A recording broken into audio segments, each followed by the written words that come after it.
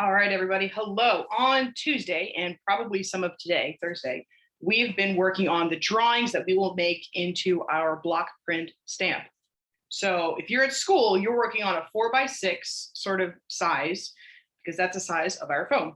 See, fits perfectly. So things that are good about my drawing. I filled up my whole space. My lines aren't super close together. It's a little tricky with some of these wave lines, but that's about as close as I probably want to have my lines. I want to make sure I can still carve them when I have it on my phone. So everything on here is really dark. My lines are really easy to see. I've got some good contrast going on, and I filled up my space. If I made something really small, it would be very, very boring to carve, okay? So if you are thinking about stuff you want to do for your background, maybe think of some designs, look up some Zentangles, whatever you think is going to make this stamp look really cool for you. Now, the next bit, after you're done actually drawing the thing, you don't want to have to draw it again on this piece of foam. That would be terrible. And for those of you who are at home, the size of your drawing is basically going to be determined by what kind of styrofoam can you use. Are you using a circle from a styrofoam plate? Are you using the bottom of a bowl? It kind of depends on that. This is what we're using at school, or if you came to school to pick up one of these little kits, you can do that too. But this is the size I'm using. But I want to put this drawing onto this foam. So what I have to do is I have to transfer it over. So what that means is I'm going to flip this over like a pancake. Maybe I hold it up to the light so I can kind of see on the other side where my sort of drawing is. Okay, I can see through. So I've kind of got this much space is kind of where my drawing is. Thereabouts. Okay, I need to color this in super dark with my pencil. You're going to pretend like you're one of those things that reads earthquakes or Richter scale. And actually, you do this, you press hard enough on your thing to begin with, you can actually see your drawing through the other side. This is what we want. We want this to be super dark, super easy to see. Might need to sharpen your pencil more than once. I doubt that I'm going to make it through this entire rectangle space right here. And what's going to end up happening is that this is going to be like a stamp within a stamp. You're going to use all this dark pencil stuff on the back of your paper to make a copy onto your phone. I'm going to show you how to do that in just a moment. So it'll take you a little while to do this, but the darker your pencil is, the easier this is going to be for you. Okay. You can kind of see my ghost frog. This is actually similar to what it will look like when it's printed, except the words won't be backwards. Okay. So let's hope I've made this dark enough. Did my job pretty good. That's the thing that probably takes the longest. You're really cranky about something, maybe then go and go, scribble all over it, make a mess. Not too much of a mess. I'm not cleaning up your house, you are. Whatever your art stuff is, okay? Okay. I'm gonna try to get as much of this gray pencil in here as possible, even in those lines that are still showing up white. I pressed really hard on my pencil when I drew this, and that's what's making these lines look white at first. I want to make sure those are as colored in as possible. All right, probably overdone, but that's what we do. It's all really dark on the back. All right, then I'm going to take my foam, doesn't matter what side, they both do the same thing, and I'm going to put this underneath of it and hope that it lines up. It might not be perfect, especially if you've made it exactly the same size as your foam, but hopefully most of it's there. Now your job is to hold this down so your foam doesn't scoot away from your paper. And you can use either a ballpoint pen or a blunt pencil like this one, and you trace over your picture. And theoretically, if you've done it right, this picture will make a copy onto your foam, and it will also start to carve that shape sort of in there. Okay, so I'm going to do this. I press kind of hard with my pencil. It's a blunt pencil, right? So it shouldn't really hurt the paper. I don't want to rip my paper though, because if I need this again later, I don't want to mess it up. And you can feel when you start doing this, it already pressing into the foam, especially if you at home, or those of you in school, are using the computer paper. That paper is a little thinner than what I've used here. I find that it's a little easier for me to hold on to the thicker paper. So I've got those like big, strong art arms and I don't want to break my stuff. So I'm tracing over my lines as best as I can. I'm trying not to miss any, but if I do, as long as your design's not super complicated, you just redraw them or something like that. Try to do this in one step because lining this up again is going to be really difficult. Now on your stamp,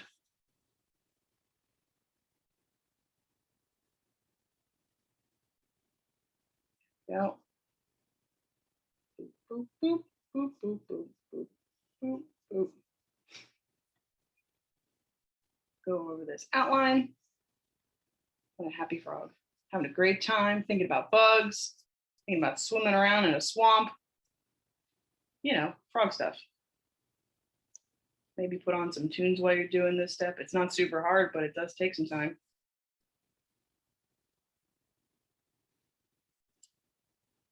So for those of you in class, this is what we're doing. We'll be doing demos of this throughout the couple of days. And for those of you at home, this is a pretty good way for you to see it. Now I'm going to go over my little wave sort of pattern here. It's just a bunch of curved lines. They don't have to be perfect, especially since they're not the main focus of my drawing. The main focus of my drawing is this very cool frog. Go this side. Your arm's probably going to get a little ouchy. Your hand's probably going to get a little ouchy from pressing so hard with your pencil. You're just getting strong art arms, that's all.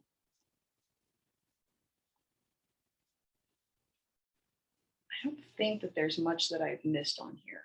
I don't know if I've gone over the second outline of my frog. The nice part about this, if you go over something more than once, the worst thing that happens is that you've done more of a job of carving your picture. And that's not so bad at all.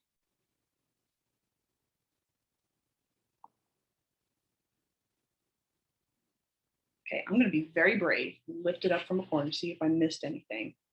Didn't miss much. I could have pressed a little harder back here. It's hard for me to see it at first. Okay, I think I did miss this little piece. You're here, are we okay? It's mostly done. Now, I pressed so hard on my paper that some of this pencil's not showing through, but the good news is that most of my thing is already carved. I just have to make it a little bit deeper. So my job is, again, with a blunt pencil, this one's a little worn down. I wonder if I have something else. This one's pretty good. Not a super sharp pencil, but I can hold my stamp down so it doesn't scoot around. And I can continue to make that carve in there a little deeper. The deeper the carve, without actually breaking the foam, you don't want to do that because then you might not have more, or you might not have time to do another one. It's also just really frustrating when that happens. The deeper the carve, the less likely the ink that you're going to end up stamping this with is going to get into these little carved spaces. Okay. So all I would have to do now is essentially do what I did earlier, just make those lines a little deeper. Now, depending on how hard you pressed on your pencil, this is either going to be really easy or it might take a little bit more time. It's foam, you don't have to press super hard. You'll get the feel of it really pretty quickly. And if you take care of this stamp, it's going to last you a really long time. So I could be using this stamp for years if I wanted to. Maybe I will.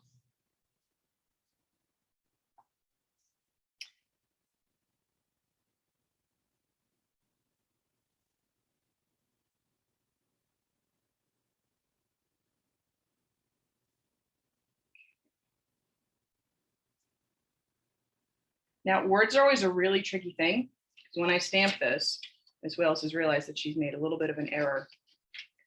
This word needs to be made backwards.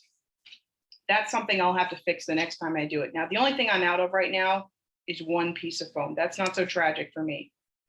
But remember, when you are doing this, make your words backwards. I'm going to show you why in just a second, because Ms. Wales already made one of these stamps. Shh, it's a secret. I'm going to show you why you want your words backwards. It's going to get really confusing. really quickly. So if you've written your name, if you've written like a quote that you like, think about what's that going to look like backwards.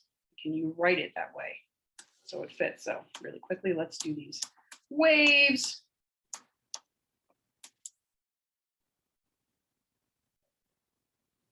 Ooh, my tummy made a noise, but that didn't catch up on camera. As well as is about ready to have some dinner. So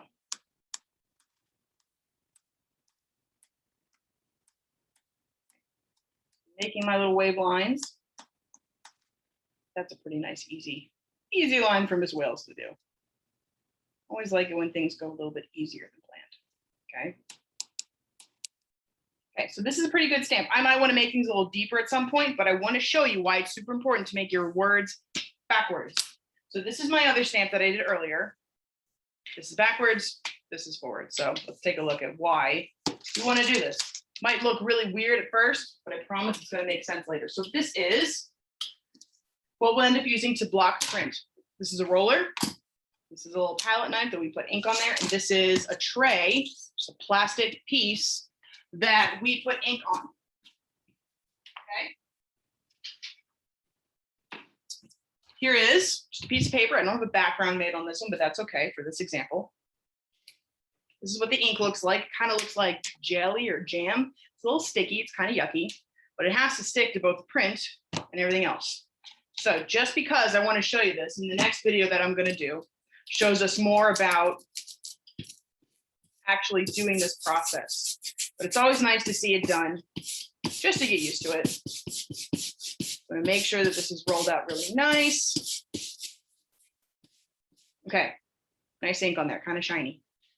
This is the one where frog is written normally, as we would normally read it. So if I put ink on this, whoop, whoop, whoop, whoop, whoop, whoop, cover it up. See how the ink only goes in the parts that are not carved in? Means Miss Wales did a good job. Okay, put that over there for a second. Don't have a long time to wait before it dries, but this is the one where the word is carved onto here backwards. We love backwards. Backwards means it is readable at the end of the day. Okay, lots of nice ink on here, not too much, it's not gloopy. All right, so here's my paper. Here is stamp number 1, backwards frog. Here is stamp number 2, regular frog. Okay, a little pat. Okay, and then we flip our paper over. The ink's gonna make it stick to the paper so that helps to keep them in place. Okay, make sure they're okay. And this is thin paper, so you can actually probably see the stamp coming through a little bit. I like to use this silly looking glass polar bear. He looks very silly to help do my prints. So I rub the paper so the ink sticks to the paper. It's actually coming off of my fingers, you can see. It's a little bit yucky. Who cares? It's the back, no one will notice. No one will notice. This is the frog that is written backwards. I'm doing right now. Now, if you're doing this in class, I will help you to make sure that your letters are not going to show up wrong. That's one of the harder things about this, especially if people, you know, make a full stamp the message. All right, these are probably on here pretty good. You just very carefully peel the paper up from the stamp. All right, there's the one we just did. Frog's normal. Now it says gorf, which is a cool word, I guess. I don't know what it means. It sounds alien. And this is the one where the thing was backwards. It says frog. Okay, so always make your letters backwards, because if you don't, you're gonna end up with Gorf. I guess that maybe is his name, Gorf the frog. It sounds like a good frog name, but this is essentially what we're doing. Okay, everybody, we got frogs and Gorfs. We'll do more of this in class. And that's it.